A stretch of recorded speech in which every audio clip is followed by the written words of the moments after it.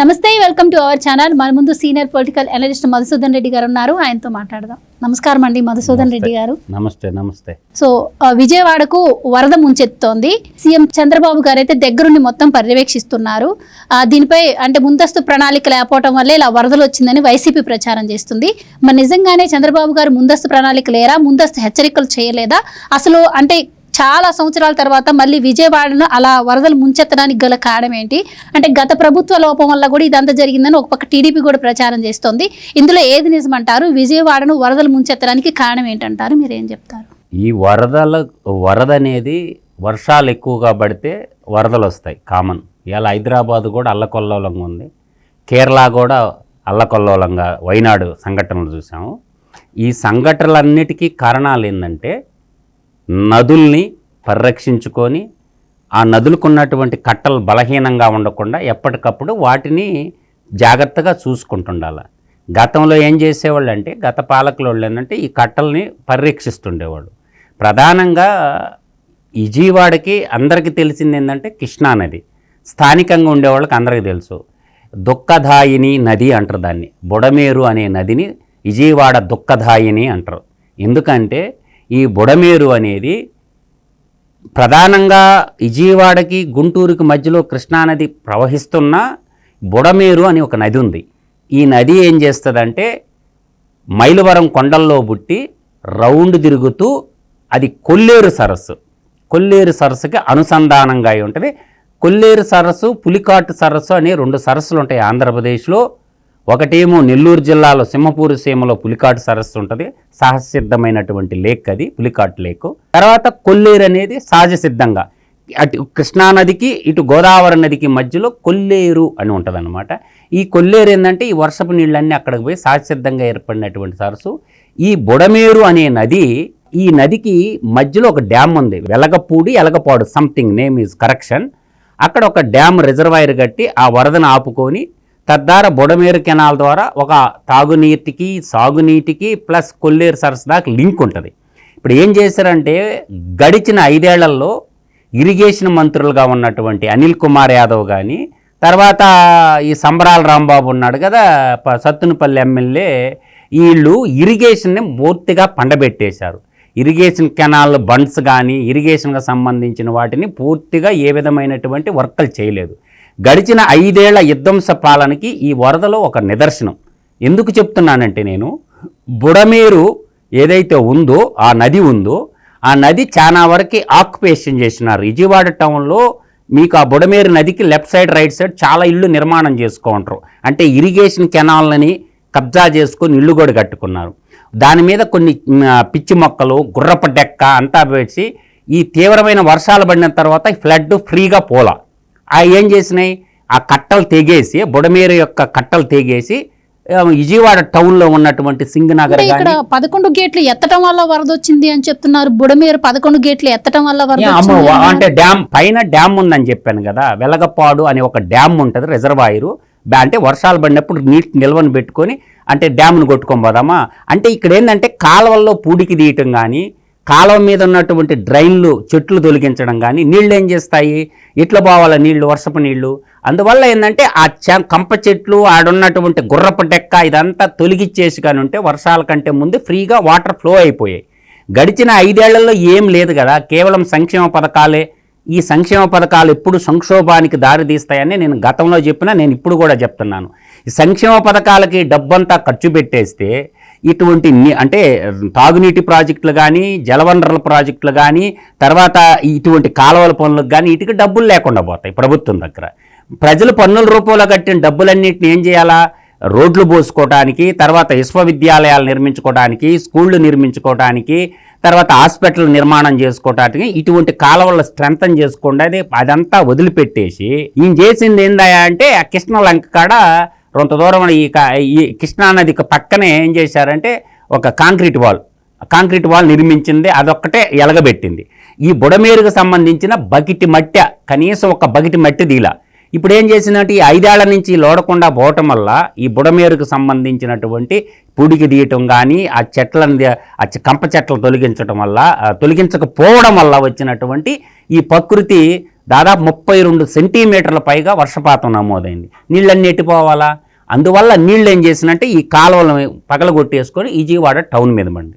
ఇప్పుడు నేటి పాలకులైన ఆలోచించాల్సింది ఏంటంటే, ఒకవైపు ఉధృతంగా వర్షాలు పడుతున్నాయి, డ్యాములన్నీ ఫుల్ అయిపోయినాయి. గతంలో మనం చూసాం, ఒక 1 మంత్ బ్యాక్ తుంగభద్ర డ్యామ్ ఒకటి కొట్టుకోకపోతే, కర్ణాటక ప్రభుత్వం కూడా పట్టించుకోకపోతే ఆంధ్రప్రదేశ్ గవర్నమెంట్ దాంట్లో ఇన్వాల్వ్ అయ్యి ఇరిగేషన్ మంత్రి అక్కడ పోయి కన్నానాయుడు అనే ఒక ఇంజనీర్ని పట్టుకొని నీళ్లు ప్రవాహాన్ని గేటు కొట్టుకోకపోయినా నిలబెట్టుకోగలిగినారు.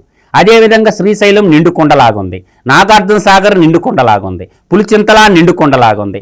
ఈరోజు మనం అదే అనుకున్నాం, ఇవాళ ఖమ్మం జిల్లాలో ఉంది. ఖమ్మం టౌన్ అంతా మునిగిపోయింది. కారణం ఏంది? అక్కడ మన్నేరు వాగు అని ఉంటుంది. ఈ మన్నేరు వాగు గట్లు బలంగా లేక మొత్తం ముంచెత్తింది ఏది ఖమ్మం టౌన్ మొత్తాన్ని. మన్నేరు వాగు అనేది ఒక బుడమేరు వాగు లాంటిది మన్నేరు వాగు కూడా. ఏరు అంటే ఒక నది అని అర్థం, వాగు అన్న చిన్న సైజు అనమాట. అట్లా వీళ్ళు ఏం చేశారంటే ఈ కట్లను బలోపేతం చేయకపోవడం వల్ల, వాటి మీద నిరంతర పర్యవేక్షణ లేకపోవడం వల్ల ఆ నీళ్లు ప్రజల మీద, కాలనీల మీద వచ్చి పడ్డాయి. గతంలో ఏం చేశారు, ఇప్పుడు విజయవాడలో పంట పొలాలుగా ఉన్నటువంటి అన్నీ కూడా కాలనీలుగా మారిపోయినాయి. మీకు రామర్పాడు రింగ్ రోడ్డు నుంచి మీరు చూస్తే ఒక కాలువ ఉంటుంది. ఎందుకంటే మా అత్తోళ్ళు ఉన్నారు అక్కడ, నేను చూస్తుంటాను కాబట్టి. అక్కడ కాలువలు కూడా కుదించుకోపోయినాయి, పంట కాలువలు డ్రైన్లన్నీ కుదించుకోపోయినాయి.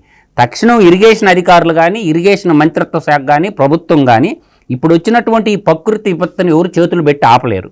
కాబట్టి ప్రజలందరూ కూడా ఒకరికొకరికి చేదోడుగా ఉంటూ, ప్రభుత్వం ఒకటే అన్నీ చేయలేదు, ప్రజలు కూడా సంఘటితంగా సహాయ సహకారం, ఎవరైతే జలదిగ్బంధంలో ఉంటారో వాళ్ళని కొంచెం ఒడ్డుకి తీసుకొచ్చి వాళ్ళకి ఆహారము, వాళ్ళకి కావాల్సిన పాలు, వైద్య సౌకర్యము ఇవన్నీ అందించేది ప్రభుత్వం నిరంతరంగా చేస్తూ ఉంది. ఇప్పుడు జోరు వర్షంలో కూడా 75 ఏళ్ల వయసులో చంద్రబాబు నాయుడు నైట్ 3:30 దాకా ఉండి ప్రజలకు కష్ట నష్టాలన్నీ తెలుసుకుంటూ అక్కడ అధికారులను ఉరుకులు పొరుగులు పెట్టిస్తా పని జరుగుతూ ఉంది. అందువల్ల ఏంటంటే వాలంటీర్లు ఉన్నా ఏం చేయలేరు. జోరు వర్షం పడుతుంది, ఎన్డీఆర్ఎఫ్ దళాలు ఉన్నాయి. తర్వాత వాళ్ళకి కావాల్సిన పౌర సరఫరాల శాఖ ఉంది, వాళ్ళకి కావాల్సిన 25 కిలోల బ్యాగ్ రైస్ ఉచితంగా ఇస్తున్నారు, కందిపప్పు 1 కిలో ఇస్తున్నారు, షుగర్ ఒక 1/2 కేజీ షుగర్ ఇస్తున్నారు, అదేవిధంగా పామాయిల్ 1 కిలో ఇస్తున్నారు, నిత్యావసర వస్తువులు, పాలు, ఇటువంటివన్నీ అధికార యంత్రాంగం టోటల్గా కలెక్టర్లు, స్థానికంగా ఉన్న ప్రజాప్రతినిధులు, స్వచ్ఛంద సేవకులు అందరూ కలిసి పనిచేస్తున్నారు. ఇది ప్రకృతి విపత్తిని విపత్తులాగానే చూడాలా. దానికి ఈ వరదలో బురద రాజకీయాలు చేయకూడదు. ఎవరు కూడా చేతనైతే వరకు మానవతా దృక్పథంతో ఒకరి మీద ఒకరు నిందేసుకోకుండా ఒకరికొకరికి చేదోడుగా సాయం చేసుకుంటూ వాళ్ళకి ఆహారం కావాల్సిన ఆహారం, ఇప్పుడు పిల్లల పుస్తకాలు ఉంటాయి స్కూళ్ళల్లో. అండ్ ఇంకొకటి ఆల్రెడీ సహాయక సహకారాలు అందుతూనే ఉన్నాయి అని చెప్పి చెప్తున్న పరిస్థితి. ఇప్పుడు అక్కడ బుడమేరు వాగు ఉధృతి తగ్గినా కూడాను మీరు చెప్తున్నారు ఖమ్మంలో మున్నేరు నుంచి ఫ్లడ్ వస్తుంది అని చెప్పి. అంటే అక్కడ వర్షాలు ఉధృతి తగ్గినా కూడా మరి ఖమ్మంలో అంటే తెలంగాణలో వర్షాలు పడి ఈ వాగు నుంచి మళ్ళీ ఏమైనా వెళ్తే అక్కడ, ఇప్పుడు మన్నేరు వాగు అనేది మీకు కృష్ణా నదికి లెఫ్ట్ బ్యాంక్ ట్రిబ్యూటరీ అంటారు. మన్నేరు వాగు అనేది వైరా నుంచి ఒకటి, మన్నేరు వాగు వచ్చి కృష్ణానదిలో కాల్సింది. ఇక్కడ సమస్య ఏంటంటే మైలవరం కొండల్లో పడ్డటువంటి నీళ్లు, పత్తి నీటి చుక్క అంటే కృష్ణా జిల్లా, ఎన్టీఆర్ జిల్లాలో పడ్డ పత్తి నీటి బొట్టు కూడా ఈ బుడమేరు వాగు గుండా లెఫ్ట్ బ్యాంకు, రైట్ బ్యాంకు చాలా వంకలు వచ్చి జాయిన్ అవుతాయి. అయితే తిరిగి కొల్లేరుకు పోవాలి. కాబట్టి దీన్ని డ్రైన్ అనేది ఇమ్మీడియట్గా క్లీన్ చేసుకొని పెద్ద పెద్ద పొక్లైన్ మిషన్లు దిగి ఆ డ్రైన్ మొత్తం క్లీన్ చేయాలా. ఈ డ్రైన్లు కూడా ఆక్యుపై చేస్తున్నారు. ఇప్పుడు ఏవైతే డ్రైన్స్ ఉంటాయో కాలువలు, అంటే చిన్న చిన్న కాలువలు, నదులు ఇవన్నీ ఆక్యుపై చేస్తున్నారు. వాటిని అన్నిటి యుద్ధ ప్రాతిపదికన ఏం చేయాలంటే తొలగించేసి నీళ్లు వాటంతటా వాటి పోయేటటువంటి ఏర్పాటు ప్రభుత్వం చేయాలి ఫస్ట్ యుద్ధ ప్రాతిపదిక. ఇప్పుడు కట్టలు తెగిపోయినాయి, ఏం చేస్తారు? వాటిని స్ట్రెంథన్ చేసుకోవాలి. గడిచిన 5 సంవత్సరాల నుంచి ఒక్క తట్టడం మట్టి కూడా తీయకుండా వదిలేసిపోయినటువంటి పరిస్థితుల్లో ఇప్పుడు ప్రభుత్వం మీద నిందలు వేయటం అనేది అసహ్యకరమైనది. ఇప్పుడు నిందలు ఒకరినొకరు నిందించుకునే టైం కాదు. ప్రతి ఒక్కరు చెయ్యి కలుపుకొని స్వచ్ఛంద సంస్థలు కానీ, ప్రభుత్వ యంత్రాంగం కానీ, స్థానికంగా ఉండే ప్రజలు కానీ ఒకరికొకరు మానవతా దృక్పథాన్ని ప్రకటించి చేయూత అందించుకొని రాజకీయాలు తర్వాత చేసుకోవచ్చు. వరదలో రాజకీయాలు చేయటం అనేది నీచమైన పని. అందువల్ల ఏంటంటే ఆ బుడమేరు అనేది చాలా అయినటువంటి అంటే సిటీ, అంటే విజయవాడ టౌన్లో పోతుంటుంది.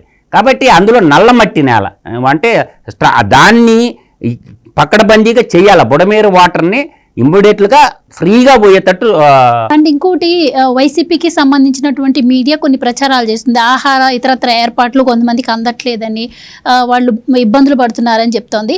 అలాగే ఇంకోటి ఏంటంటే ప్రకాశం బ్యారేజ్కి బేటలు బారాయని చెప్పి కావచ్చు, లేకపోతే చంద్రబాబు గారి ఇల్లు మునిగిపోతుందని, ఇవన్నీ కూడా వైసీపీకి సంబంధించినటువంటి మీడియాలో ప్రచారం అవుతున్న పరిస్థితి. అది ఎంతవరకు నిజం అంటారు? ఇప్పుడు అక్కడ ఏం జరిగిందంటమ్మా, ప్రకాశం బ్యారేజ్ నిర్మాణం చేసి ఎన్నేళ్ళు అయిపోయింది. ప్రకాశం బ్యారేజ్ నిర్మాణం జరిగింది టంగుటూరు ప్రకాశం పంతులు గారు ముఖ్యమంత్రిగా ఉన్నప్పుడు శంకుస్థాపన చేశారు ప్రకాశం బ్యారేజ్కి. ప్రకాశం బ్యారేజీ కట్టడం వల్ల ఒక 3 TMCల కెపాసిటీ ఉండే 70 గేట్లు ఉండే ప్రకాశం బ్యారేజీ. దాని ద్వారా ఏంటంటే ఇటు డెల్టాకి నీళ్లు, కృష్ణానది నీళ్లు ఇట్లా కృష్ణాకు కానీ ఇటు తెనాల సైడ్ కానీ వాటర్ పంపించేసి పంటలు పండించడానికి నిర్మించారు. అది నిర్మించి ఎన్ని రోజులైందమ్మా? కాబట్టి ఫ్లడ్ అనేది మన చేతుల్లో లేదు. ఇప్పుడు బ్రహ్మం గారు చెప్తారు, ఒకానొక సందర్భంలో కృష్ణానది పొంగి కనకదుర్గమ్మ ముక్కు పోగు తగిలేనని మన కడప జిల్లాలో బ్రహ్మంగారు చెప్పిన జ్యోతిష్యం కూడా ఒకటి ఉంది మనకి. నేనే వాటి గురించి పోవటంలా, బురదలో రాజకీయం చేయకూడదు, దీన్ని బురద రాజకీయంగానే చూస్తుంది. గడిచిన 5 ఏళ్లుగా మనం చేసిన పని ఏంటంటే కృష్ణలంక కాడ ఇంకొక మేనత్త ఉంది, నాకు కృష్ణలంక గురించి నాకు బాగా తెలుసు. ఎందుకంటే ఆడ ఒక కాంపౌండ్ వాళ్ళు కట్టాడు. కృష్ణానది ద్వారా వచ్చిన సమస్య కాదు విజయవాడకి, కృష్ణా ఫ్లడ్ వల్ల వచ్చిన సమస్య కానే కాదు. లంక గ్రామాలు ఎప్పుడు మునుగుతుంటాయి. ఇవాళ కొత్తగా మీడియా వచ్చింది కాబట్టి, శాటిలైట్ వచ్చింది కాబట్టి మనం చూస్తున్నాం. గతంలో కూడా ఈ వరదలు వచ్చాయి. ఎక్కువగా ఏంటంటే సమస్య బుడమేరు కాడ ఉంది. బుడమేరు అంతా కూడా చాలా చోట్ల కాలువ గట్ల మీద ఇళ్ళు నిర్మించుకొని కాలువను ఆక్యుపై చేస్తున్నారు. ఈ డస్ట్ అంతా అంటే సిటీలో ఉన్నటువంటి ఏదైతే ఉంటుందో ప్రతి ఓడు ప్యాకెట్ ఇసిరేయటం, ఓట్లోడు కానీ ప్రతి ఒక్కరు పనులు అయిపోయిన తర్వాత కాలువలో ఇసిరేస్తుంటారు. స్ట్రిక్ట్గా ఏం చేయాలంటే యుద్ధ ప్రాతిపదికన ఈ బుడమేరుని క్లియర్ చేసుకోగలిగితే భవిష్యత్తులో సమస్య రాకుండా ఉండాలంటే దానికి ఆ బుడమేరుకి లోపల కాంక్రీట్ లైనింగ్ కూడా లేదు పెద్దగా. కాలకు మీరు ఎప్పుడన్నా చూస్తే విజయవాడలో తిరిగితే అర్థం అవుద్ది. ఆ బుడమేరు కాలువ ఎంత పొడుగుందో అంత కొల్లేరు దాకా కూడా ఏం చేశారంటే స్ట్రక్చర్ ఏంటంటే రాక్ లైనింగ్ ఏర్పాటు చేసుకొని బుడమేరుని క్లియర్ చేయాలి. ఈ ఆక్రమించినటువంటి ఇళ్ళు నిర్బద్ధంగా తొలగించి, ఇప్పుడు హైడ్రా ఎలా తొలగిస్తుంది హైదరాబాద్లో, అట్లా బుడమేరుని ఎవరన్నా కబ్జా చేసుకున్న కాలువగట్ల మీద చాలా ఇళ్ళు ఉంటాయి ఏది విజయవాడలో, వాటిని అన్నిటిని తొలగించేసి ఆ బండ్ ఏదైతే ఉందో లెఫ్ట్ సైడ్ రైట్ సైడ్ ఉండే ఈ బండ్ అనేది ఖచ్చితంగా స్ట్రాంగ్ చేసుకుంటే దాని మీద పడకుండా ఉంటాయి సిటీ మీద. కాబట్టి గడిచిన 5 ఏళ్ల విధ్వంస పాలనకి ఈ బుడమేరు తెగటం, ఆ బుడమేరు తెగి ఈ కాలనీల మీదకి వచ్చినటువంటి విపత్తి మాత్రం నేను చెప్పగలను. Right sir, thank you so much.